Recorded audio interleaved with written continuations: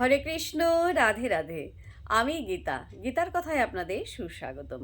আজকে আরেকটি ভিডিওতে গীতার ১৬শ অধ্যায়ের ১৩ নম্বর শ্লোকটি পাঠ করছি। আপনারাও কিন্তু আমার সঙ্গে অবশ্যই পাঠ করবেন।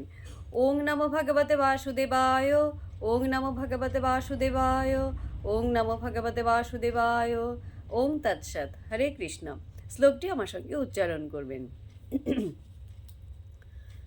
ইদম অদ্য ময়া লব্ধম ইমং প্রাপ্স্যে মনোরথম ইদম অস্তি ইদম অপি মে ভবিষ্যতি পুনঃ ধনম।